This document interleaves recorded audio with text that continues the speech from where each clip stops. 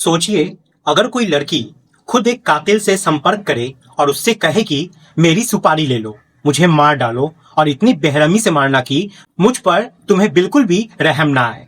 इतना ही नहीं, वे खुद हजारों किलोमीटर का सफर तय करके दूसरे देश पहुंच जाती है, सिर्फ इसलिए कि वे व्यक्ति उसकी जान ले सके।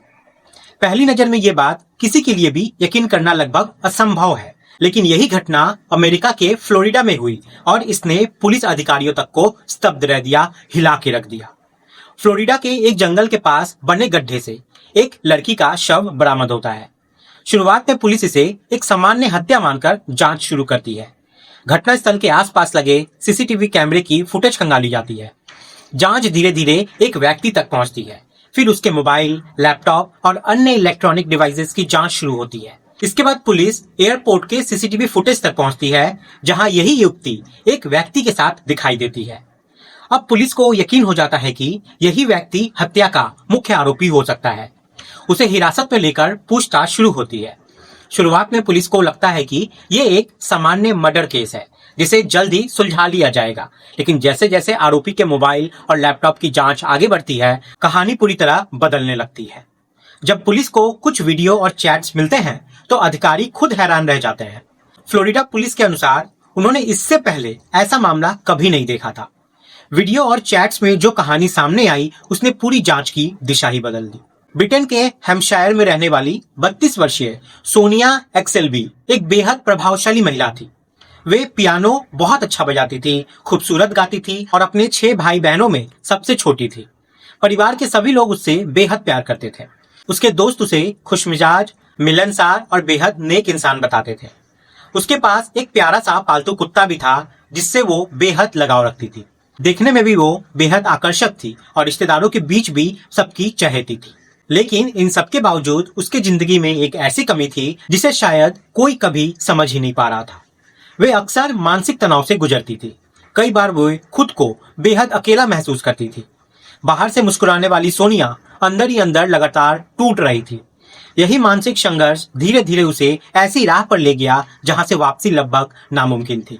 इसी दौरान इंटरनेट पर एक वेबसाइट के जरिए उसकी मुलाकात अमेरिका के फ्लोरिडा में रहने वाले 52 वर्षीय डेवन हॉल से होती है।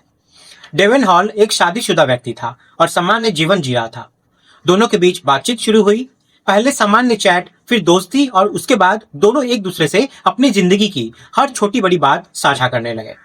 उन्होंने अपने अच्छे बुरे अनुभव, परेशानियां, मानसिक स्थिति और निजी जीवन से जुड़ी बातें भी एक दूसरे से शेयर करनी शुरू कर दी, और ये सिलसिला लगभग 1 साल तक चलता रहा। हालांकि दोनों एक दूसरे को अच्छी तरह जानने लगे थे, लेकिन वे कभी आमने सामने मिले नहीं थे।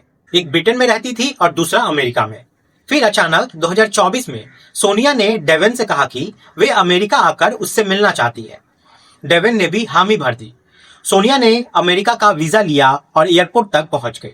लेकिन जब इमिग्रेशन अधिकारियों ने उससे पूछताछ की, उसके मोबाइल और अन्य दस्तावेजों की जांच की, तो उन्हें उसकी मानसिक स्थिति पर संदेह हुआ। अधिकारियों को लगा कि यह पूरी तरह मानसिक रूप से स्वस्थ नहीं है। इसी कारण उसे अमेरिका जाने की अनुमति नहीं मिली और एयरपोर्ट से ही वापस ब्रिटेन भेज दिया गया। सोनिया बेहद निराश हो गई, क्योंकि उसका अमेरिका जाना उसके लिए बहुत महत्वपूर्ण था। लेकिन उसने हार नहीं मानी। अगले कई महीनों तक वो फिर से अमेरिका जाने की कोशिश करती रही।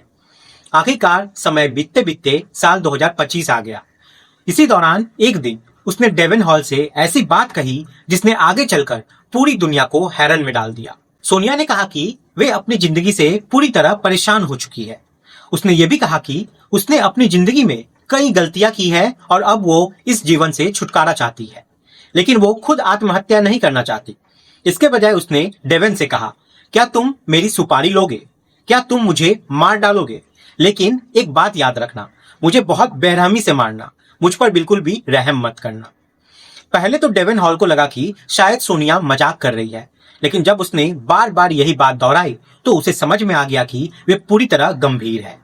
कुछ समय बाद डेवन ने भी इस बात के लिए हामी भर दी, और यहीं से इस कहानी ने ऐसा मोड़ लिया जिसकी कल्पना शायद किसी ने नहीं की थी। डेवन हॉल की हामी भरने के बाद भी ये मामला यहीं खत्म नहीं हुआ। कुछ समय बाद डेवन ने सोनिया से कहा कि उसे किसी व्यक्ति को पैसे देने हैं और फिलहाल उसे आर्थिक मदद की जरूरत है। सोनिया ने बिना ज्यादा सवाल किए उसे $4000 ट्रांसफर कर दिया। लेकिन पैसा भेजने के बाद उसने एक ऐसी बात कही जिसने इस पूरी घटना को और भी रहस्यमय बना दिया। उसने साफ शब्दों में कहा कि मैं तुम्हें ये पैसा मुफ्त में नहीं दे रही हूँ, ये रकम इसलिए दे रही हूँ ताकि तुम वही काम पूरा कर सको जिसके लिए मैंने तुम्हें पहले बोल रखा था। ये बातचीत बाद में पुलिस के सामने सबसे अहम सबूतों में से एक बनी। हालांकि इसमें सीधे सीधे सुपारी शब्द या हत्या की कीमत जैसी कोई स्पष्ट बात दर्ज नहीं थी। यही वजह थी कि बाद में अदालत में इस चैट की अलग अलग तरीके से व्याख्या की जाने लगी। समय बीतता गया और आखिरकार अक्टूबर 2025 में सोनिया को दोबारा अमेरिका जाने का वीजा मिल गया। इस बार उसने पूरी तैयारी के साथ फ्लोरिडा जाने का फैसला किया। उसने अपने परिवार से कहा कि वे कुछ दिनों के लिए घूमने जा रही है और एक सप्ताह के भीतर वापस लौट आएगी। 12 अक्टूबर 2025 को वो ब्रिटेन के हैम्पशायर से उड़ान भरकर फ्लोरिडा पहुंच गए। घर वालों को बिल्कुल अंदाजा नहीं था कि ये उनकी बेटी का आखिरी सफर साबित होने वाला है। फ्लोरिडा पहुंचने के बाद सोनिया ने अपने परिवार से एक दो बार संपर्क जरूर किया, लेकिन उसके बाद अचानक उसका फोन बंद हो गया। कई दिन गुजर गए लेकिन उससे कोई बात नहीं हो सकी। परिवार की चिंता लगातार बढ़ती जा रही थी। उन्हें पहले से पता था कि सोनिया मानसिक तनाव से गुजर रही थी, इसलिए उसकी सुरक्षा को लेकर उसकी चिंता और भी ज्यादा हो गई थी।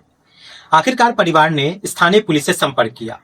ब्रिटेन की हैम्पशायर पुलिस ने अमेरिका की FBI और फ्लोरिडा पुलिस को सूचना भेजी कि उनकी नागरिक सोनिया एक्सेल्बी फ्लोरिडा पहुंचने के बाद से लापता है और उससे कोई संपर्क नहीं हो पा रहा है। अब FBI और फ्लोरिडा पुलिस ने संयुक्त रूप से जांच शुरू कर दी। एयरपोर्ट के CCTV फुटेज निकाले गए।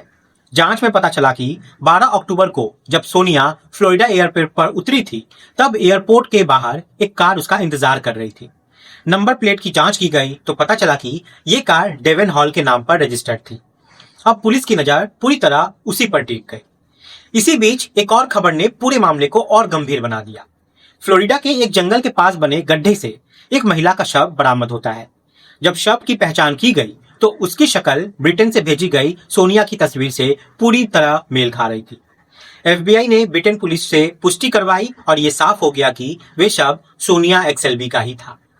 ये खबर सुनते ही उसके परिवारों पर दुखों का पहाड़ टूट पड़ा। अब पुलिस के पास पहला मजबूत सुराग था एयरपोर्ट से सोनिया को लेने वाला व्यक्ति, यानी कि डेवन हॉल। पुलिस तुरंत उसके घर पहुंची और पूछताछ के लिए उसे हिरासत में ले लिया। इसी दौरान उसकी संपत्ति और गैराज की तलाशी ली गई। जांच के दौरान पुलिस को एक हथौड़ा मिला जिस पर खून के निशान मौजूद थे। फॉरेंसिक जांच में पुष्टि हुई कि वे खून सोनिया का ही था। इसके अलावा घटनास्थल से मिले कई अन्य सबूत भी डेवन हॉल से मेल खाने लगे। अब पुलिस को यकीन हो गया कि हत्या उसी ने की है। लेकिन असली झटका तब लगा जब पुलिस ने डेवन हॉल का मोबाइल, लैपटॉप और अन्य डिजिटल डिवाइसेस खंगालने शुरू किए। उनमें कई वीडियो रिकॉर्डिंग और चैट्स मौजूद थी। इन्हीं वीडियो को देखकर जांच अधिकारियों के होश उड़ गए। शुरुआत में पुलिस का मानना था कि शायद ये लालच, लूटपाट या किसी निजी दुश्मनी का मामला होगा, लेकिन डिजिटल सबूत बिल्कुल अलग कहानी बयान कर रहे थे। जांच के दौरान यह भी सामने आया कि सोनिया के डेबिट और क्रेडिट कार्ड से 12 अक्टूबर से लेकर 17 अक्टूबर के बीच कई बार पैसे निकाले गए थे। गौर करने वाली बात यह थी कि 17 अक्टूबर को ही सोनिया का शव बरामद हुआ था। फिर बैंक, ATM और दुकानों के CCTV कैमरे की फुटेज निकाली जाती है तो उसमें पैसे निकालने वाला व्यक्ति कोई और नहीं बल्कि डेवन हॉल ही होता है।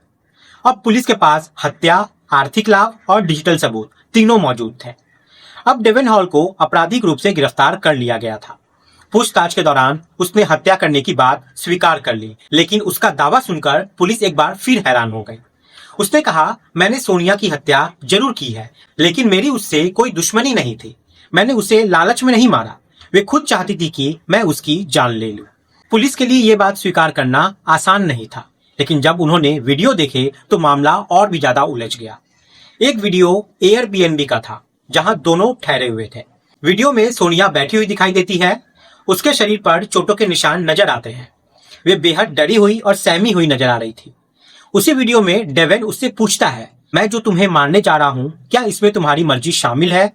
क्या तुम अपनी इच्छा से मरना चाहती हो? क्या तुमने मुझे इसके लिए चुना है, पैसे दिए हैं?